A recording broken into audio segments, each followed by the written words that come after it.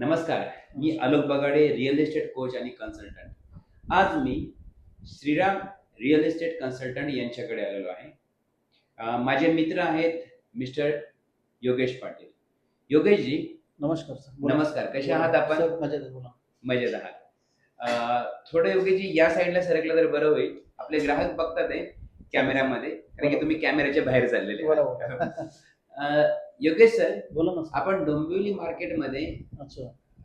किती वर्षापासून काम करताय? 10 वर्षापासून काम करतो आपल्याला. 10 वर्षापासून हो, काम हो. करताय. डोंबिवली मार्केटमध्ये ज्यावेळेस आपण काम करताय रिअल इस्टेट सेक्टरमध्ये, बरोबर. तर बेसिकली आपण जे काम करता, रेसिडेन्शियल मध्ये काम करता, कमर्शियल मध्ये काम करता का इंडस्ट्रियल सेक्टर मध्ये काम करता? मल्टी रिअल इस्टेट मध्ये करतो आपण. ओके, मल्टी रिअल इस्टेट मध्ये हो, आपण हो, काम हो. करताय. बरोबर. Great, great. सर, आतापर्यंत आपण किती ग्राहकांना पोझिशन वगैरे दिलं असेल? कमीत कमी 105 युनिट्स सेल केलं आपण. क्या बात आहे. आणि हा बिझनेस आपण किती वर्षापासून 10 करतो? वर्षापासून. 10 वर्षापासून. हो, म्हणजे हो. 105 लोकांचं योगेश सरांनी त्यांचं स्वप्न पूर्ण केलेले आहे. तर ह्या पद्धतीने योगेश सरांनी 10 वर्षामध्ये 105 लोकांना त्यांचं हक्काचं आणि स्वप्नातलं घर दिलेलं आहे. जस्ट आता गेल्या महिन्यामध्ये माझ्याकडे पण सरांनी 2 डील गेल्या आमच्या प्रोजेक्टवरती, जो की रुद्रा एव्हेन्यू प्रोजेक्ट आहे. बरोबर. त्याच्यामध्ये त्यांनी त्यांच्या नातेवाईकांना 2 फ्लॅट दिलेले आहेत. योगेश सर, बोला ना. रिअल इस्टेट मध्ये काम करतानाचा बरोबर. तुमचा अनुभव कसा आहे, की काय वाटतं तुम्हाला की रिअल इस्टेट मध्ये काम करताना मजा येते का असं स्ट्रगल केल्यासारखं वाटतं? नाही, आपलं असं कामाचं असं काही नाही की ॲक्च्युअल डोंबिवलीमध्ये जे कस्टमरला जे प्राईसमध्ये जे प्रोजेक्ट पाहिजे असतात, बजेटमध्ये अफोर्डेबल हाऊसिंग प्रोजेक्ट, हां, हां. तर ते आपण अनेक ठिकाणी आपण असं व्हिजिट करत राहतो. तर त्या हां. ठिकाणी आपला एक प्रोजेक्ट मी चॉईस केला होता, रुद्र एव्हेन्यू. हं. त्या जागेवर कस्टमरला आपल्या प्राईसमध्ये, आपल्या बजेटमध्ये आपलं स्वप्नांचं घर ते पूर्ण होतं. नाही, ते तर झालंच झालं. पण तुम्ही ज्यावेळेस रिअल इस्टेट मध्ये काम करताय, बरोबर. ओके, 10 वर्षापासून, तर तुमचा अनुभव कसा आहे, की बाबा ह्याच्यामध्ये मजा काम करताना येते का स्ट्रगल वाटतं, का असं वाटतं की इरिटेट झाल्यासारखं, यार क्लायंट, मी एका क्लायंटला 10-10 वेळा फॉलोअप करतोय पण क्लायंट काही येत नाही, बुकिंग करत नाहीये. तर मजा येते का असं फक्त बरं वाटतं असं काय? ॲक्च्युअल कसं आहे सर, मध्ये आपल्या रिअल इस्टेट क्षेत्रामध्ये जर खरोखर जर बायर असेल घेणारा, हां, तर हां, तो हां. जर इंटरेस्टेड असेल ना, तर त्यासाठी काही कस्टमर असतात ते फक्त म्हणजे फक्त टाइमपाससाठी येतात, हं. बुकिंग करत नाही, हां, हां. फक्त बरोबर आहे. बघतात. हां, हां. हां, पण जो खरोखर प्रॉपर जो घेणार आहे त्याच्यासाठी एक नाही, आपण त्याला मल्टिपल प्रोजेक्ट पण दाखवू शकतो. ओके. हां. फक्त तो 100% जर घेणार असेल ना, तर त्याला आपण पाहिजे ते प्रोजेक्ट आपण व्हिजिट करून त्याला डील क्लोज करून देऊ शकतो. ओके, म्हणजे ओव्हरऑल मजा येते तुम्हाला हां, हां, हां. काम करायला, बरोबर. आनंद जर वाटतो तुम्हाला. समोरचा कस्टमर जर 100% इंटरेस्टेड असेल, मला हां, मला हां. घेणारच आहे, तर त्यासाठी त्याने तो स्वतःहून जरी बोलला मला अजून प्रोजेक्ट बघायचे, तरी त्याला मनापासून जेवढे प्रोजेक्ट पाहिजे तेवढे आपण त्याला साइट व्हिजिट करून त्याला क्लोज आपण करणार 100%. क्या बात आहे. Good, good. असं आहे. हां. मला एक माहिती अशी आहे, की तुम्ही 3 वर्षापूर्वी हं. सनराइज सुप्रीम या प्रोजेक्टमध्ये बरोबर. एक खूप चांगले डील क्रॉस केलेले होते हो, तिकडे. हो, हो. बरोबर. म्हणजे तिकडे तुमचा हायेस्ट सेकंड नंबर तुम्ही त्या ठिकाणी हो, होते. बरोबर, बरोबर. बरोबर ना? मग तिकडे काम करत असतानाचा तुम्हाला अनुभव कसा आहे?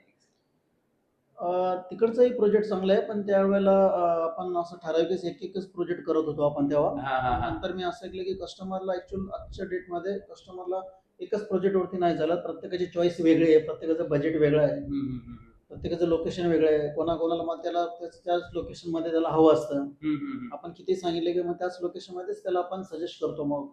ओके. हां, असं हां, म्हणजे हां. कस्टमरच्या एक नीडच्या हिशोबाने, बजेटच्या हिशोबाने आपण त्याला त्या एरियामध्ये त्याच्या बजेटमध्ये आपण त्याला, तो सांगितलेल्या एरियामध्ये आपण त्याला 100% घेऊन द्यायचा प्रयत्न करतो.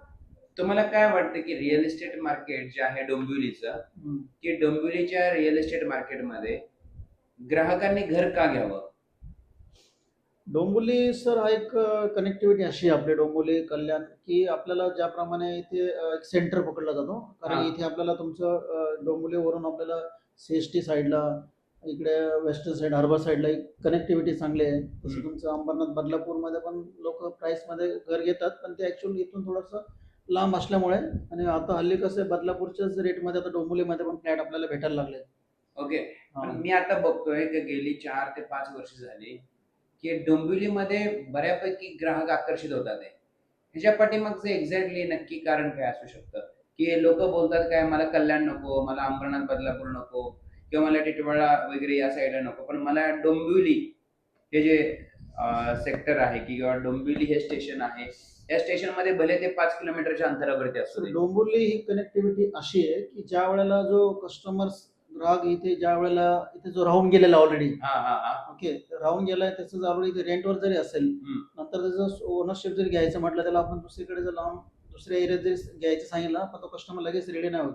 पहिली गोष्ट त्याला ऑलरेडी त्या कनेक्टिव्हिटीचं त्या लोकेशनचं त्याला इथे आवड झालेली असते त्या डोंबिवलीमध्ये. ओके. हा हा. म्हणजे कसं मग तो डोंबिवलीमध्येच तो किती जर आता डोंबिवलीमध्येच घर घेणार. पण काय असं असं काय ह्या डोंबिवलीमध्ये की बाबा लोक डोंबिवली सोडून डोंबिवलीमध्ये जातच डोंबिवली नाही? आपलं एक सांस्कृतिक शहर आहे. Okay okay. हा. सांस्कृतिक शहर आहे डोंबिवली. बरोबर, डोंबिवली सांस्कृतिक शहर. त्याच्यानंतर आपल्या इथे डोंबिवलीमध्ये मेट्रो जाते.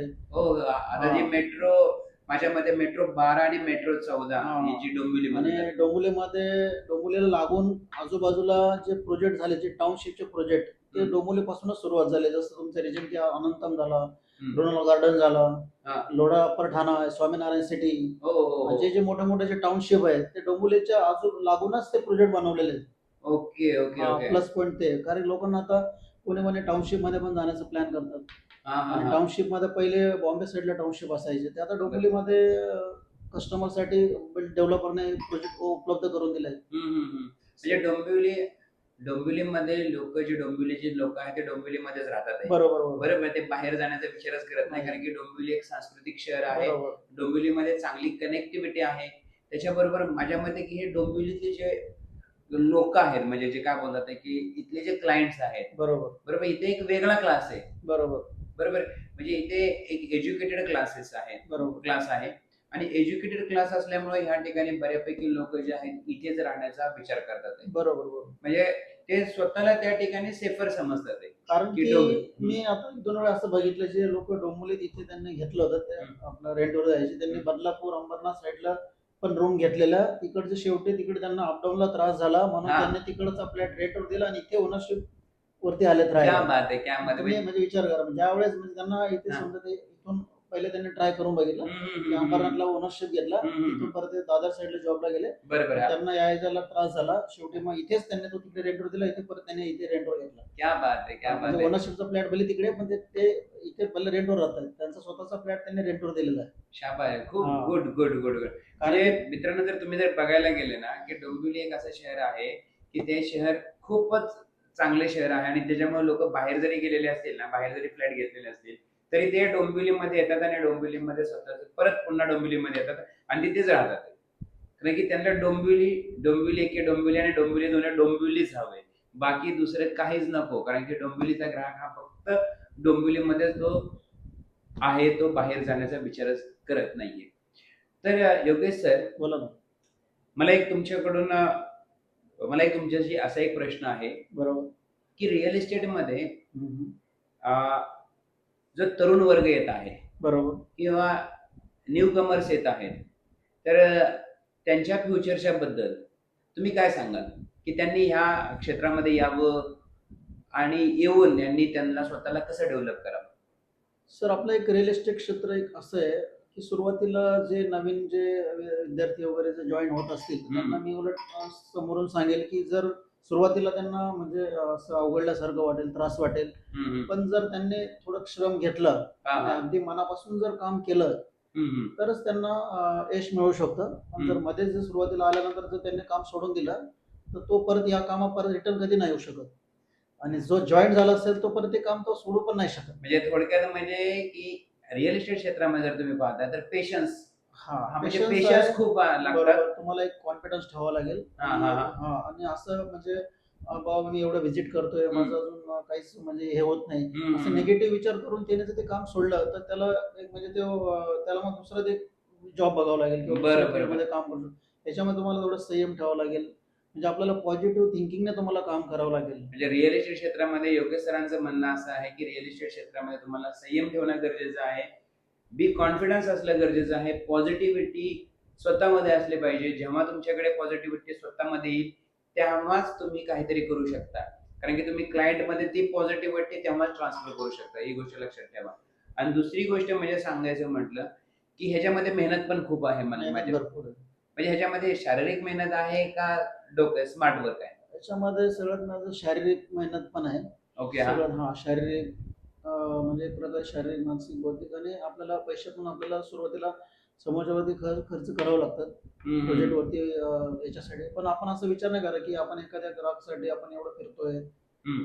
पण एखादी आपल्याला काम याच्यामध्ये डील अशी भेटून जाते एखाद्या वेळेस, की तुमचं कमीत कमी जिथे एका महिन्याचं किंवा 4 महिन्याचं जे आपलं जे वर्किंग आहे, ते हा. तुम्ही एखाद्या महिन्यामध्ये सुद्धा कव्हर करू शकता. क्या बात आहे. म्हणजे योगेश याच्यामध्ये सरांनी सांगितल्याप्रमाणे हा, मित्रांनो एक याच्यामध्ये गोष्ट लक्षात घ्या की इथे तुम्हाला शारीरिक, बौद्धिक, मानसिक ही मेहनत तुम्हाला करावीच लागते आणि याच्यामध्ये पेशन्स हे खूप महत्वाचे आहेत.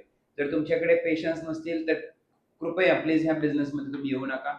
जर तुमच्याकडे पेशन्स नसतील तर रिअल इस्टेट क्षेत्रामध्ये कुठल्याही प्रकारे तुम्ही नोकरी करू नका. जर तुमच्याकडे पेशन्स नसतील तर रिअल इस्टेट क्षेत्रामध्ये येण्याचा विचारच करू नका. कारण की रिअल इस्टेट क्षेत्रामध्ये जर तुम्हाला पाहिजे तर सगळ्यात महत्वाचं म्हणजे पेशन्स हे तुमच्यामध्ये ठासून ठासून भरला पाहिजे. जर तुम्ही ठासून ठासून जर तुमच्यामध्ये पेशन्स भरलेला असेल तरच तुम्ही रिअल इस्टेट क्षेत्रामध्ये उंची गाठू शकता. अन्यथा कृपा करून मी तुम्हाला सांगेल की रिअल इस्टेट क्षेत्रामध्ये यायचं असेल तर पेशन्स हे खूप महत्वाचे आहेत आणि ह्याच्यामध्ये मेहनत तर तुम्हाला घ्यावीच लागेल. कारण की प्रत्येक डीलला तुम्हाला प्रत्येक कस्टमरला हा तुम्हाला फॉलोअप करावा लागेल.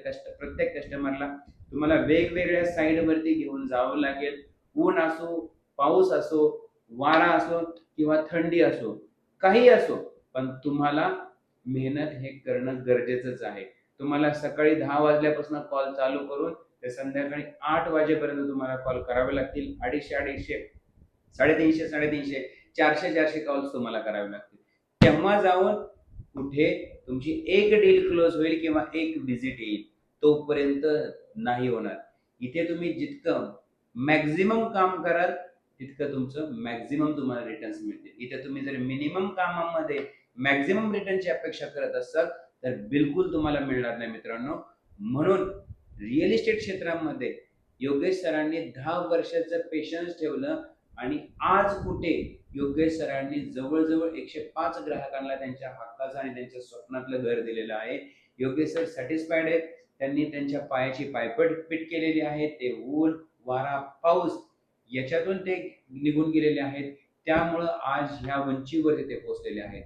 योगेश सर, आज आपण मला तुमचा इंट्रोडक्शन दिल्याबद्दल आणि इंटरव्ह्यू दिल्याबद्दल मी तुमचं शतशः आभारी आहे आणि नक्कीच तुम्ही रिअल इस्टेट क्षेत्रामध्ये अति उंचीवरती जाल आणि त्याच्याबरोबरच तुमचे तुमची मुलगी असेल किंवा तुमचा मुलगा असेल हाही रिअल इस्टेट क्षेत्रामध्ये येऊन तोही त्याची चांगली प्रगती करेल.